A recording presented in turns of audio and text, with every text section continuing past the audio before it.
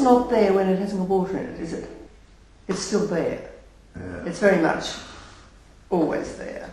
So that even when you look over there and there's no water, there's still this space. And I was looking through my mother-in-law's photographs, and she was really, a person with a great eye for beauty. And yet I can't find any photos of her.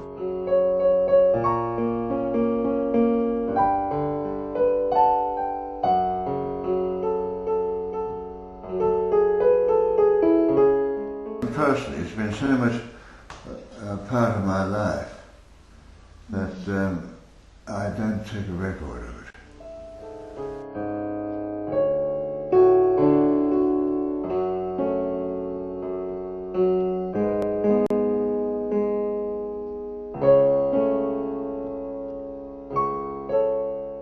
One of my brothers and I decided one time we'd go measures before water skiing, and we decided we would go aquaplaning.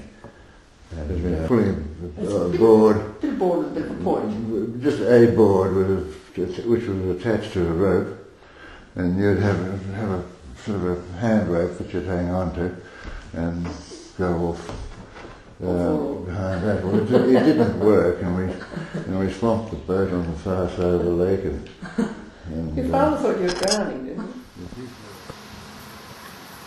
There was one time it was full of redfin, which is not a very good fish to eat, and it was very heavily stocked with these redfin. It was bred like anything, and people were going out and pulling in so many redfin they're swamping their boats and things like that. Sometimes you'd catch one fish and find another one attached to it and was being trying to swallow it.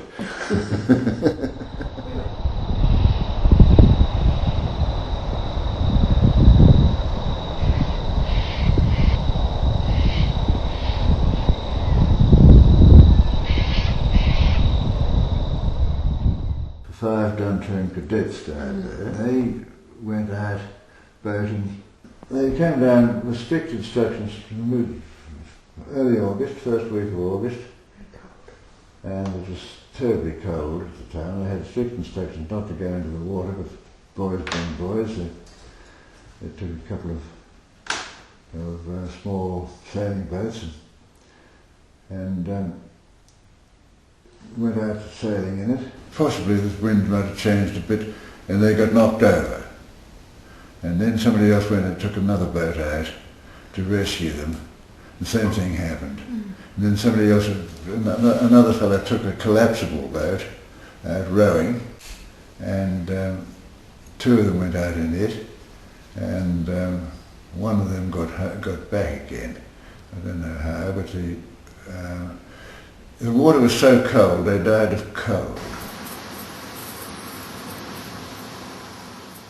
It was quite deep. That is when it was up to around about sort of 16 feet time. These divers were there looking for them under the water. It was very murky water, and they couldn't find them, of course. It's too big an area. And they reported that 10 feet below the surface, on the bottom, the water was half a degree above freezing. And their bodies did not come up until the water warmed up a bit in September. This was mid-September. About 6 weeks afterwards their bodies came up. It was just cold. Pure cold had killed them.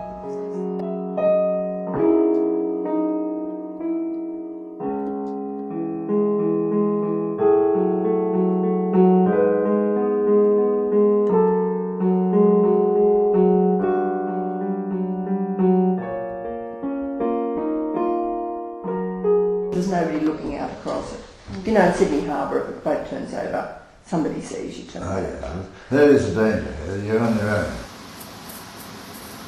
The reason for the mystery was that you could get a wonderful year, like this last 6 months. It's been very good rains right through, and you can see the ground floor standing this high and the thistles this high and that sort of thing. We've had above average rainfall since June, and yet there's virtually no water in the lake. And then you get another year which would seem to be very dry, and yet there have been some good big storms, and they're coming down and the lake has come up. And you couldn't see 100 yards of dust. Dust coming off the lake. That was very depressing that day because it was the worst day we had. Because it was the day when the drought was worst of all. The wind was strong and the soil was blowing away.